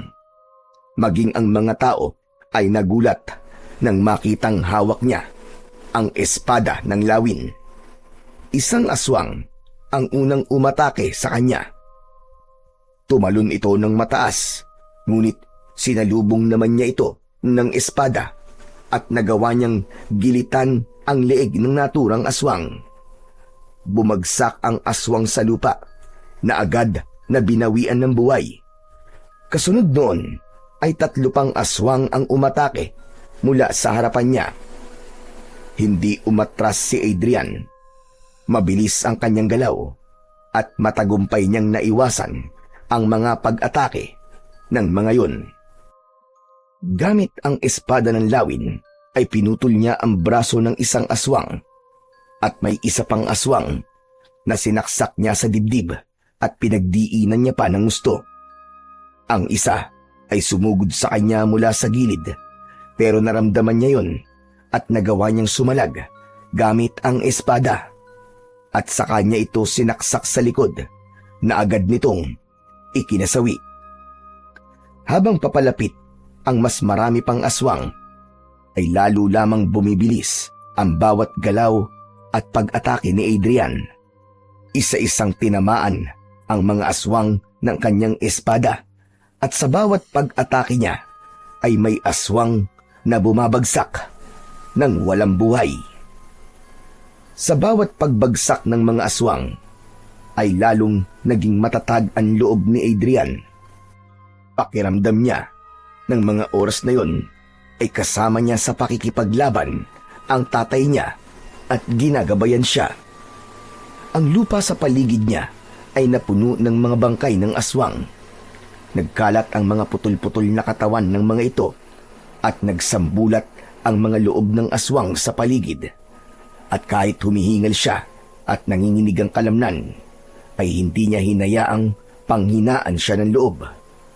Matalas ang pag-iisip at nag-uumapaw ang determinasyon na matalo ang mga kampon ng kadiliman. Ngunit sa gitna ng pakikipaglaban ng binatang si Adrian, ay biglang dumagundong ang isang napakalakas na pag-alulong. May hinala na siya na kung sino yun at hindi nga siya nagkamali. At dahil sa paglingon niya sa pinanggagalingan nun, doon niya nakita ang isang malaking aswang. Nakangisi yun habang naglalakad papalapit sa kinaroroonan niya. Huminto ang dambuhalang aswang ng ilang dipa ang layo sa kanya. Kung ganun, hindi na pala si Martin ang may hawak ng espada. Sino ka? Ipakilala mo ang iyong sarili sa akin. Ako si Adrian. Ako ang anak ni Ado na pinatay mo. Si Ado, ang manunugis na akin nang pinaslang. Hindi mo alam kung gaano ko nasiyahan nang makita ko ang kanyang kamatayan sa aking harap. At sigurado ko na ganun din ang aking mararamdaman sa pagpatay ko sa iyo, Kutong Lupa. Walang hiya ka. Kutong Lupa pala. Tandaan mo, walang malaking nakakapuwing. At hindi ko hahayaan na gawin mo sa akin ang ginawa mo sa aking ama. Sisiguraduhin ko na ngayong gabi, magaganap na ang iyong katapusan at magsasama na kayo ni Satanas sa impyerno! Matapang ka. Yan din ang sinabi sa akin ng iyong ama bago siya mamatay. Ngunit tignan mo kung nasan siya ngayon. Nasa kabilang buhay na siya. At ganun din ang mangyayari sa'yo. Ngunit pahihirapan mo na kita bago kita patayin. Huwag masyadong mataas ang tingin mo sa sarili mo. Huwag kang magsalita ng tapos. Lalo na't hindi mo alam kung gaano katindi ang kagustuhan kong wakasan na ang iyong kasamaan. Matapos yon, ay mabilis na sumugod si Gubaton kay Adrian. Agad naman itong sinalubong ni Adrian gamit ang espada ng lawin. Iniwasan ni Gubaton ang kanyang pag-atake. Sa simula, naging patas ang laban ng dalawa. Nagawang masugatan ni Adrian ang balikat ni Gubaton dahil sa isang mabilis na pag-atake. Nakipaglaban si Adrian sa pinuno ng mga aswang na si Gubaton na parabang matagal na siyang sanay na sanay gamitin ang espada ng lawin na ginawa ng isang makapangyarihang diwata. Ngunit hindi nagtagal, ipinakita na rin ni Gubaton ang tunay nitong lakas. Tumalon ito ng mataas at sinunggaban ang binatang si Adrian, kaya napahandusay siya ng malakas at pasadsad sa lupa. At bago pa siya makabangon, ay mabilis na sumugod muli ang pinuno ng mga aswang na si Gubaton. Napigilan niya ito ng kanyang espada ng lawin, pero hindi niya napansin ang isang kamay nito na umatake mula sa ibaba at napasigaw siya dahil sa pagbaon ng mga kuko nito sa kanyang dibdib. O ano, binata? Wala kang laban sa'kin. Gaya ka lang ng iyong ama na mahinang nilalang. Parehas lamang kayong hindi karapat-dapat sa espadang yan. Mga walang binatbat, mga walang silbi. Hindi nagsalita si Adrian. Tinignan lang niyang mabuti ang kalaban niyang pinuno ng mga aswang at pinakiramdaman ang bawat paggalaw ng katawan nito. Animo ay inaaral niya at humahanap ng tiyempo upang umatake. At sa isang iglap, bumuelo siya at nagawa niyang sugatan sa tagiliran si Gubaton. Ngunit nagalit lalo si Gubaton. Hinablot nito si Adrian at ibinalibag sa malayo. Nabitiwan ni Adrian ang espada ng lawin. Nang subukan niyang abutin ng espada, ay mabilis naman na tinapakan ni Gubaton ang kanyang kamay na animo ay nagpapatay ng upos ng sigarilyo. O ano? Ano ka ngayon, mahinang nilalang? Sinabi ko naman sa iyo wala kang binatbat sa akin. Huwag mo nang pilitin ang sarili mo, kutol lupa. Hayaan mo na lang kasi ako. Napatayin ka na para matapos na rin ang paghihirap mo. Ayaw mo ba nun? Makakasama mo na sa kabilang buhay ang iyong ama. Tumigil ka! Hayop ka! Masahol ka pa sa puwet ng manok o dumakdak. Napakaingay mo! Bakit sa tingin mo ba? Papayag ako na matalo mo ako at mapatay, ha, Gubaton? Para sabihin ko sa'yo, ikaw ang mamamatay ngayong gabi at hindi ako. Hindi ako makakapayag na mabuhay ka pa na isang masamang nilalang. Nabuhay pa ay sinusunog na ang kaluluwa sa impyerno. Alam ko na mag-aasik ka lang ng lagim at kamatayan dito sa aming baryo kung mananatili kang buhay. Hindi lang sa inyong baryo, kundi sa iba pang lugar ako mag-aasik ng lagim. At patutunayan ko sa lahat na ako magiging hari ng sanlibutan. Uunti-untiin ko hanggang sa masakop ko na ang buong mundo. At ako na ang hihirangin na pinakakinatatakutang aswang sa lahat. Tinignan ni Adrian ang espada ng lawin. Kinausap niya yon gamit ang kanyang isip. Sinabi niya sa espada na higit niya itong kailangan sa mga sandaling yon. Labis na namangha si Adrian nang tila naunawaan naman siya ng espada dahil bigla yung binalot ng nakakasilaw na liwanag. Para bang may sariling isip ang espada at mabilis yung umangat mula sa lupa at lumipad patungo kay Adrian. Sinalo niya ang espada gamit ang isa niyang kamay. Ano to? Hindi! Paanong nasa iyo muli ang espadang yan? Hindi maaari! Ano? Bilib ka ba ha? Sinong kutong lupa? Tsaka hindi ba't sinabi ko sa'yo na ngayong gabi na magaganap ang iyong kamatayan? Magsasama na kayo ng lolo mo si Taning! At sa isang iglap, mas nagliwanag ang espada na may mutya ng pakpak ng lawin. Kaya napaatras ang pinuno ng mga aswang na si Gubaton. Agad namang tumayo si Adrian. Sa muling paghawak ni Adrian sa espada ng lawin, ay may naramdaman siyang kakaibang lakas na dumaloy sa kanyang buong katawan hanggang sa kanyang mga ugat at sa lahat ng himaymay ng kanyang laman. Ang kanyang likod ay kumibot-kibot, kumirot ng pagkasakit-sakit na animoy may gustong kumawala mula sa loob. At mula roon ay unti-unti nang sumibol ang malalapad na pakpak ng isang lawin. Para siyang isang anghel na bumaba mula sa langit.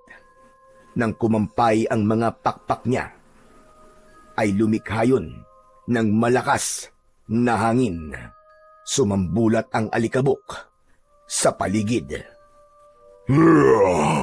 Ano to? Anong nangyayari? Bakit bigla ka nagkaroon ng pakpak? Imposible ito! Humanda ka na sa iyong kamatayan, hayop ka, Gubaton!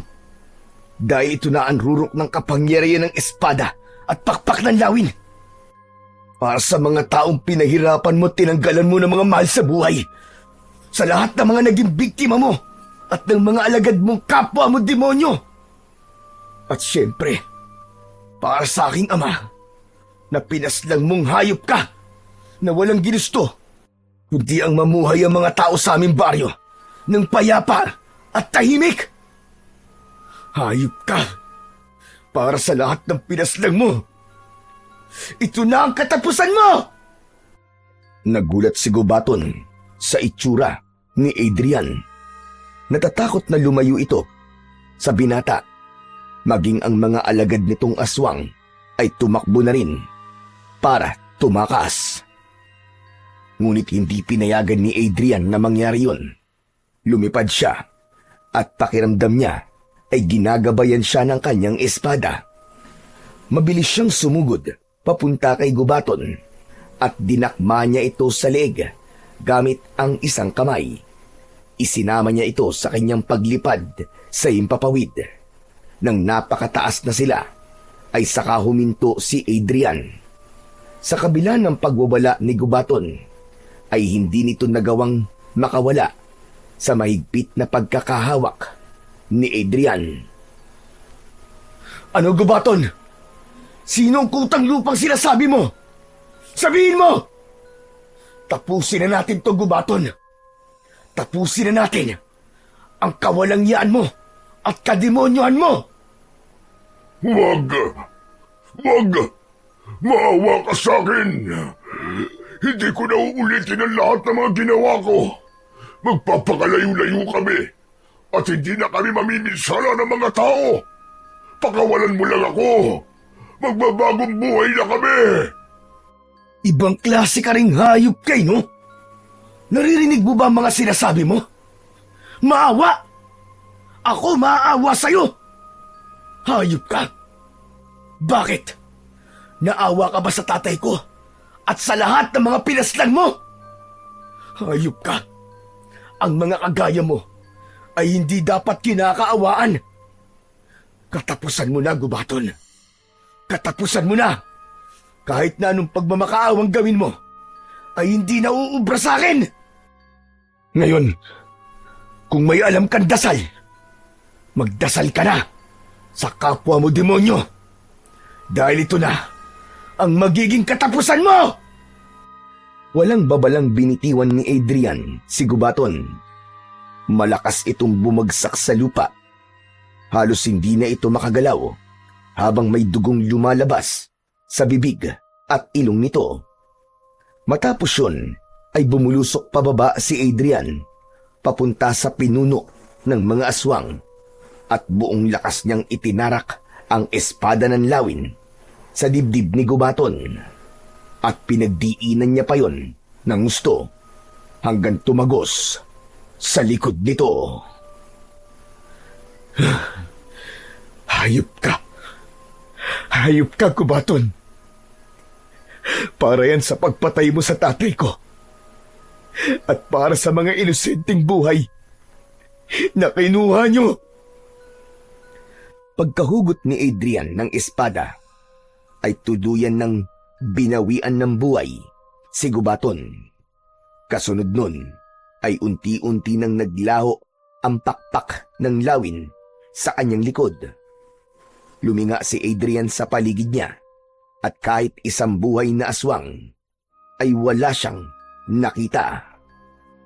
Para sa mga alagad ni Gubaton at sa iba pang aswang na magtatangka maggasik ng kasamaan, kung naririnig niyo ako, gusto kong tandaan niyo ang aking sasabihin. Simula sa gabing ito, ay ako na ang makakalaban niyo. Sisiguraduhin ko na lahat kayo ay mamamatay, gaya ng aswang na nasa aking harapan ngayon. Hindi ako natatakot sa inyo. Kayo ang dapat na matakot sa akin. Hindi makapaniwala ang mga tao habang nakatingin kay Adrian. Alam ni Adrian na sa sandaling yun ay naipakita niya na sa mga taong maliit ang tingin sa kanya na siya ang karapat-dapat na tagapagmana ng espadang hawak niya. Hindi nagtagal ay masayang lumapit si Lolo Martin kay Adrian. Lolo, patay na po si Gubaton. Matatahimik na po tayong lahat. Hindi ako makapaniwala. Ikaw ang itinakdang makakapagpalabas ng rurok ng kapangyarihan ng espada at pakpak ng lawin. Ang pakpak na lumabas sa iyong likod, sigurado ko na yun ang senyales na ikaw, Apo, ang itinakda. Masayang nagyakap ang maglolo. Maging si Adrian ay hindi makapaniwala sa mga nangyari kanina. Ganun pa man, masaya siya dahil nagkaroon na ng hustisya ang mga naging biktima ni Gubaton, lalo na ang pagkamatay ng kanyang ama. Natutunan ni Adrian na ang kabiguan ng nakaraan ay hindi hadlang para sa tagumpay ng kasalukuyan. Siya na ang bagong tagapagtanggol ng kanilang baryo at doon niya nalaman na meron siyang halaga. Alam niya na sa gabing yun ay tuluyan ng magbabago ang buhay niya, pero handa siya sa malaking pagbabagong yun basta nasa tabi niya ang mga taong totoong nagmamahal at nagtitiwala sa kanya.